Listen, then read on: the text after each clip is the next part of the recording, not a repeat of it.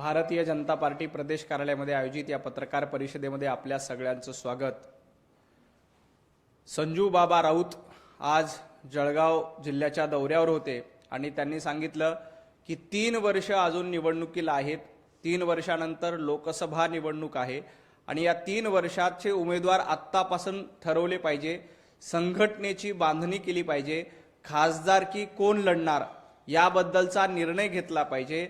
अशा पद्धतीचा सल्ला संजू बाबा राऊत यांनी जळगावमध्ये बसून उद्धवजी ठाकरे यांना मुंबईमध्ये दिलाय। कारण उद्धवजी ठाकरेंना घराबाहेर पडतात, आदित्य ठाकरे घराबाहेर पडत नाहीत, परंतु संजय राऊत स्वतः घराबाहेर पडलेत आणि जळगावमध्ये बसून सांगतायत की 3 वर्ष अजून निवडणुकीला आहेत, आपण संघटन बांधणीकडे लक्ष दिलं पाहिजे। हा घरचा आहेर संजू बाबा राऊत यांनी उद्धवजी ठाकरे यांना दिलेला आहे। ही पहिली वेळ नाही, याआधी देखील जेव्हा शरद पवार साहेबांना भेटायला संजय राऊत गेले होते त्यावेळेला ट्विट केलं होतं। ट्विटमध्ये संजय राऊतांचं एक वाक्य होतं की शरद पवार या वयात देखील राज्यभर फिरायला तयार आहेत। याचा अर्थ उद्धवजी ठाकरे अद्याप राज्यात फिरायला तयार नाहीत, मातोश्रीच्या बाहेर फिरायला तयार नाहीत असं म्हणत संजय राऊत यांनी त्याही वेळेला उद्धवजी ठाकरेंवर निशाणा मारला। आता देखील जळगावमध्ये बसून उद्धवजी ठाकरे यांना घरचा आहेर देण्याचं काम केले की अजून 3 वर्ष निवडणुकीला आहेत, आत्ता तरी घराच्या बाहेर पडा, आत्ता तरी उमेदवार ठरवा। अशा पद्धतीचं आव्हान संजू बाबा राऊत यांनी उद्धवजी ठाकरे आणि आदित्य ठाकरे यांना केलं आहे। त्यामुळं उभाटा गटातली असलेली दुफळी पुन्हा एकदा जळगावच्या पत्रकार परिषदेच्या निमित्ताने चव्हाट्यावर आलेली आहे।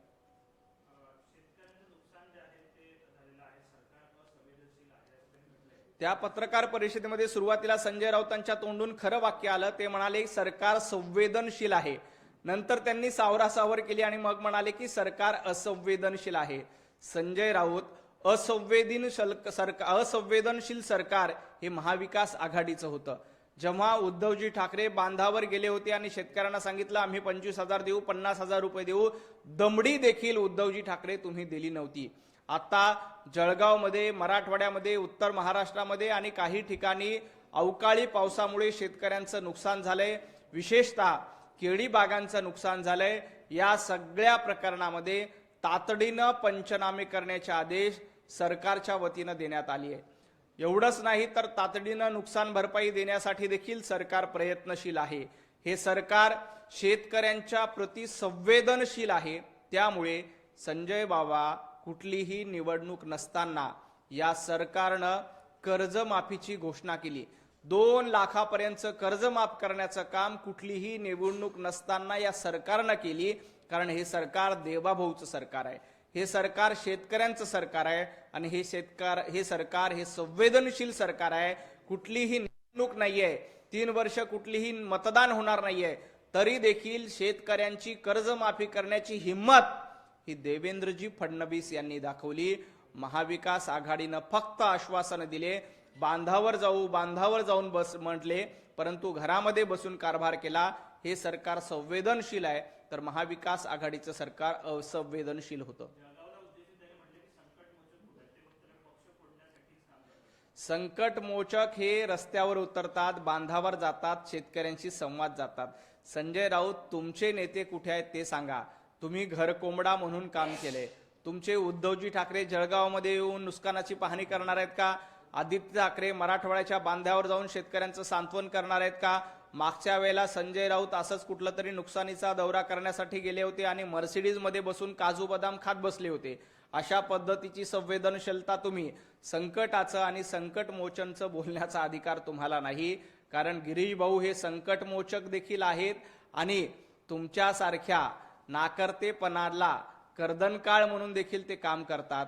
ज्या पद्धतीनं महाविकास आघाडी सरकारचा नाकर्तेपणा होता त्यावेळेला त्या सरकारचा कर्दनकाळ होण्याचं काम देखील या संकट मोचकांनी केलं होतं, हे संजय राऊतांनी विसरू नये। जळगावमध्ये गुंडशाही कुणाची आहे? उभाटा गटाची गुंडगिरी सुरू आहे। संजू बाबा राऊत ज्या पद्धतीनं, त्याच पत्रकार परिषद संजय राऊत म्हणतात की जळगावमध्ये पोलिसांच्या माध्यमातून गुंडगिरी आहे आणि त्याच पत्रकार परिषदेमध्ये सांगतात की संदीप कर्णिक खूप चांगलं काम करतात। काहीतरी एक ठरवा, एका बाजूला सांगायचंय पोलिसांच्या माध्यमातून जळगावमध्ये गुंडगिरी आहे आणि दुसऱ्याच बाजूला सांगायचंय त्याच पत्रकार परिषदेमध्ये की संदीप कर्णिक नावाचे अधिकारी खूप चांगलं काम करतायत, त्यामुळे अशोक खरातला बेड्या टाकल्या, अशोक खरातला अटक झाली. संजय राऊत काहीतरी एक ठरवा. उद्धवजी ठाकरे रोज उठून युटर्न घेतात, ती सवय आता तुम्हाला देखील लागलेली आहे. उद्धवजी ठाकरेंनी सांगितलं मी विधान परिषदेच्या निवडणुकीमध्ये आमदारकीचा राजीनामा देतो. 6 वर्ष टर्म संपली, आमदारकीचा राजीनामा दिला नाही. आता दुसऱ्यांदा आमदारकी मिळते का यासाठी सोनिया गांधींसमोर मुजरा घालावा लागतोय. आणि संजय राऊत तुम्ही त्याच पत्रकार परिषदेमध्ये सांगतात की संदीप कर्णिक चांगलं काम करतात आणि त्याच पत्रकार परिषदेमध्ये म्हणतात की नाशिकमध्ये पोलिसांची गुंडगिरी सुरू आहे. नेमकं काय ते एक ठरवा आणि मग पत्रकार परिषद घ्या.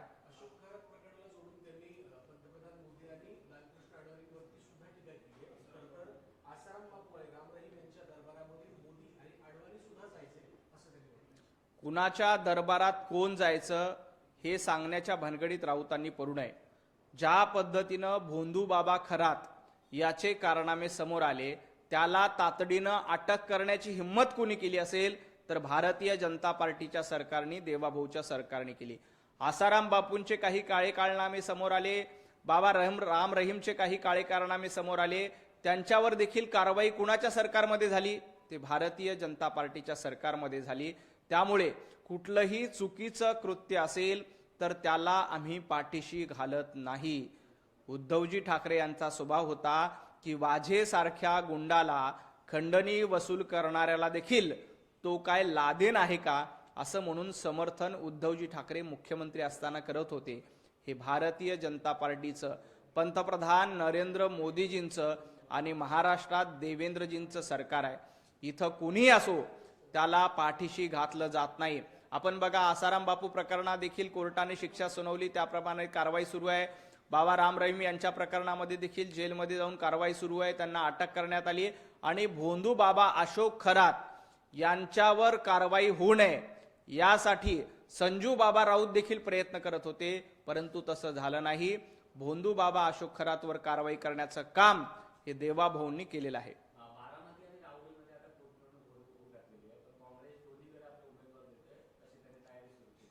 नाही, संजय राऊत असं म्हणतात की महाविकास आघाडीच्या तिन्ही पक्षांनी एकत्रित बसून निर्णय घेतला पाहिजे. आता महाविकास आघाडीचा समन्वय बघा, काँग्रेस परस्पर राहुरीमध्ये आणि बारामतीमध्ये उमेदवार देणार अशी घोषणा करते आणि संजय राऊत जळगावमध्ये बसून सांगतात की समन्वय राखला पाहिजे. कसला समन्वय? मुळामध्ये महाविकास आघाडीच्या ठिकऱ्या पडलेल्या आहेत. 3 दिशेला 3 घांची दोंड आहेत आणि यामुळं यांचं एकमत नाही. राहुरीची निवडणूक असू द्या, बारामतीची निवडणूक असू द्या, जिल्हा परिषद, पंचायत समिती, महापालिकेच्या निवडणुका असू द्या, महाविकास आघाडीचे 3 दिशेला 3 दोंड आहेत आणि यांच्या ठिकऱ्या उडलेल्या आहेत. त्यामुळे काँग्रेसनी परस्पर राहुरीची निवडणूक लढणार अशी घोषणा केली आणि संजय राऊत शरद पवार साहेबांची प्रवक्तेगिरी करत सांगतायत की राहुरीच्या जागेवर शरद पवारांच्या राष्ट्रवादीचा हक्क आहे. संजय राऊत उभाटा गटाचं मीठ खायचं आणि प्रवक्तेगिरी मात्र शरद पवार साहेबांची करायची, हा धंदा तुमचा सुरू झालाय. पवार साहेबांना येऊन, राष्ट्रवादीला येऊन सांगू द्या ना की आम्ही राहुरीची निवडणूक लढणार आहोत. तुम्हीच स्वतः घोषणा का करतायत?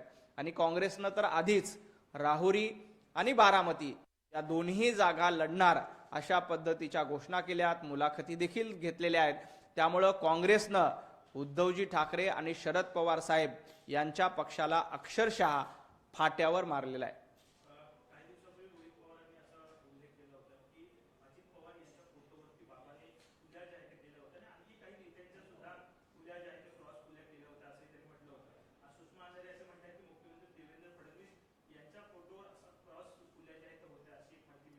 कुठल्या भोंदू बाबाने कुणाच्या फोटोवर फुल्या मारल्या म्हणून काहीही होत नाही.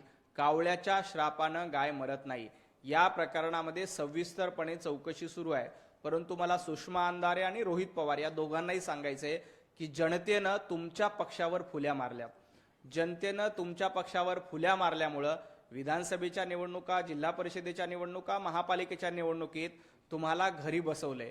त्यामुळं जनतेने मारलेल्या फुल्या महत्वाच्या असतात. जनतेने तुम्हाला घरी बसून तुम्हाला नाकारलेलं आहे. आधी जनतेने मारलेल्या फुल्या या बघा.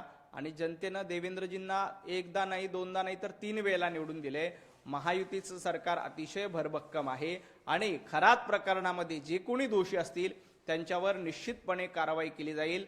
अशा भोंदू बाबांनी कुणाच्याही कितीही फोटोवर फुल्या मारल्या तरी जोपर्यंत जनतेचे आशीर्वाद देवाभाऊंच्या सोबत आहेत, भारतीय जनता पार्टीच्या सोबत आहेत, महायुतीच्या सोबत आहेत, तोपर्यंत ना सुषमा अंधारेंच्या फुल्यांनी फरक पडणार आहे, ना रोहित पवारांच्या फुल्यांनी फरक पडणार आहे।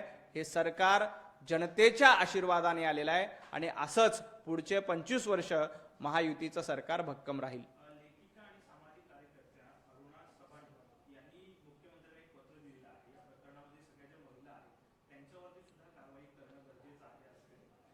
नाही, लगेच महिलांवर कारवाई करायची का नाही हा तपासानंतरचा निर्णय होईल। ज्या पद्धतीच्या वेगवेगळ्या मागण्या येत आहेत याबद्दल सरकार निश्चितपणे विचार करेल, पण एक गोष्ट लक्षात घेतली पाहिजे की या महिलांना देखील फसवलं असण्याची शक्यता आहे। कुठलीही महिला अशा पद्धतीनं अशा भोंदू बाबाकडे जाणार नाही। महिलांचा अपमान होईल अशा पद्धतीचं विधान, अशा पद्धतीचं वक्तव्य देखील कोणी करू नये।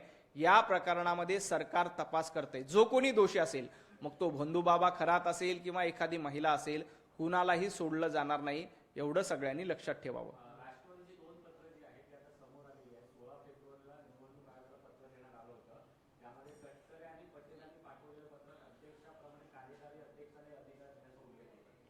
नाही, ह्या दोन्ही पत्रा प्रकरणामध्ये राष्ट्रवादी पक्षाच्या सर्वेसर्वा सुनेत्राताई पवार या राष्ट्रवादीच्या सर्व निर्णय घेण्याच्या पूर्ण समर्थ आहेत, त्यांचं नेतृत्व सक्षम आहेत की ते राष्ट्रवादी पक्षाबद्दल योग्य ते निर्णय घेतील। आपण काल पार्थ पवार यांचं देखील ट्विट बघितलंय की त्यांनी देखील सांगितलं की तटकरे असतील किंवा प्रफुल्ल पटेल असतील यांच्याबद्दल त्यांच्या मनामध्ये कुठलाही वाद संवाद विवाद नाहीये। यावर संजय राऊत म्हणतात की या दोन पक्षामध्ये वेगवेगळी फूट पडली आहे।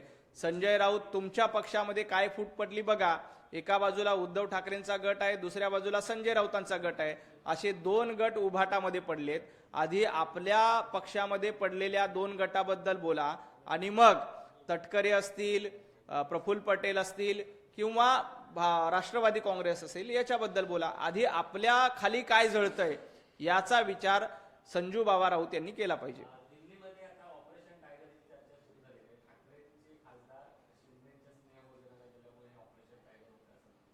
ज्या दिवशी ऑपरेशन टायगर होईल त्या दिवशी ते कोणालाही कळणार नाही। याआधी देखील संजय राऊतांच्या नाकाखालून 40 आमदार निघून गेले, हे झोपेत बसले होते आणि महायुतीचं त्यावेळी सरकार आलं। आता देखील रोज उठून ऑपरेशन टायगर होणार, ऑपरेशन लोटस होणार अशा भविष्यवाण्या करण्याचं काम संजू बाबा राऊतांकडनं केलं जातंय। कारण भोंदू बाबा खराचा उद्योग बंद झाल्यानंतर संजू बाबा राऊत यांनी आपला नवीन उद्योग सुरू केलाय की ऑपरेशन टायगर होणार, ही भविष्यवाणी होणार, राष्ट्रवादीचे 25 आमदार भारतीय जनता पार्टीमध्ये जाणार, उभाटा गटाचे 10 लोक भारतीय जनता पार्टीमध्ये जाणार। कारण भोंदू बाबा खराताचं दुकान बंद पडल्यानंतर संजू बाबा राऊतांना वाटतं की आपला फॉर्म मध्ये धंदा येईल, परंतु असं काही होणार नाही। ज्या दिवशी कुठलं ऑपरेशन होईल त्या दिवशी ते कुणालाही कळणार नाही, एवढं संजू बाबा राऊत यांनी लक्षात ठेवावं। मुंबई महानगरपालिकेच्या शाळेमध्ये मनाचे श्लोक देण्यात यावं असं एक पत्र आहे, ते खरंतर किशोरी पेडणेकरांकडून हा प्रस्ताव देखील आहे, तो मांडण्यात येणार आहे। तर एमआयएमकडून याला विरोध होतोय, भाजपची नेमकी काय भूमिका? भारतीय जनता पार्टीची हीच भूमिका आहे की राष्ट्रप्रथम हे धोरण ठेवून इथलं शिक्षण खात्याने काम केलं पाहिजे। राष्ट्रप्रथम या नयाने ज्या काही गोष्टी येतील त्या शिक्षणामध्ये समावेश केला पाहिजे, ही भारतीय जनता पार्टीची भूमिका आहे। आता किशोरीताई पेडणेकर यांनी हा प्रस्ताव दिलाय, तो प्रस्ताव महापालिकेमध्ये येईल, महापालिकेमध्ये त्यावर सविस्तर चर्चा होईल।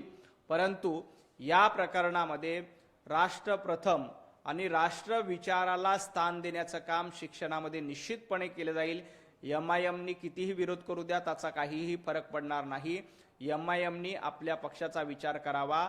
महापालिकेमध्ये हा प्रस्ताव आल्यानंतर त्याबद्दलचा योग्य ते निर्णय महापालिकेची संपूर्ण समिती मिळून घेईल।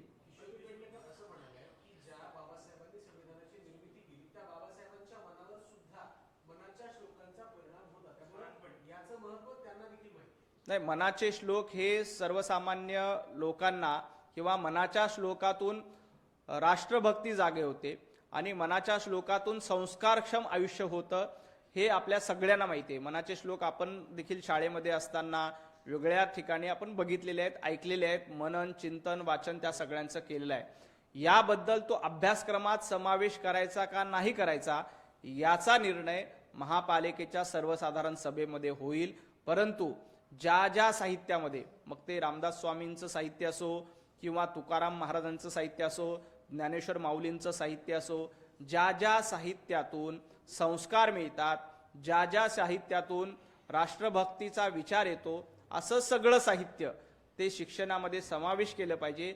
ही सुरुवातीपासून भारतीय जनता पार्टीची भूमिका आहे। मुंबई महापालिकेने पारदर्शक कारभार मुंबई महापालिकेत व्हावा यासाठी आता सत्ताधारी जे भाजप आहे पक्षाने त्यांनी 1000 पेक्षा अधिक कोटीचे टेंडर जे आहेत ते रद्द केले आहे, स्टे दिलेला आहे। जे जुन्या काळात जे टेंडर काढण्यात आले होते त्यांना स्टे दिला नाही, महाविकास मागच्या वेळेला जेव्हा प्रशासकाचं कारभार होतं त्यावेळेला टेंडर भरताना काही नियमांची पायमल्ली करण्यात आल्याची माहिती मिळाली। त्यामुळं अशा पद्धतीचे जे काही टेंडर होते ते रद्द करण्याचं काम महापालिकेच्या माध्यमातून केलेलं आहे। भारतीय जनता पार्टीची पहिल्या दिवसापासून स्पष्ट भूमिका आहे, मुंबई महापालिकेतला एक एक पैसा हा मुंबईकराचा पैसा आहे, जनतेचा पैसा आहे।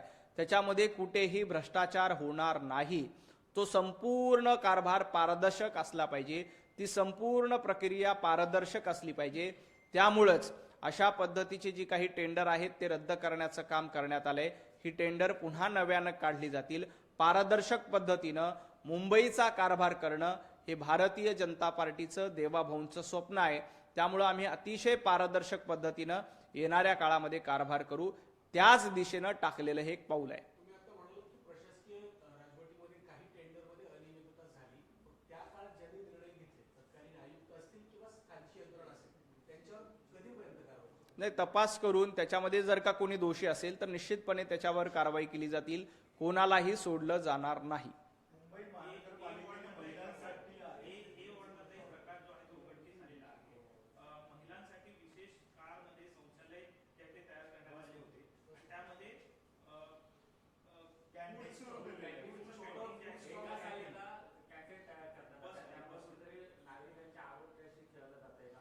अतिशय चुकीची बाब आहे। अशा पद्धतीनं मुंबईकरांच्या आरोग्याशी खेळणं, नागरिकांच्या आरोग्याशी खेळणं हे चुकीचं आहे।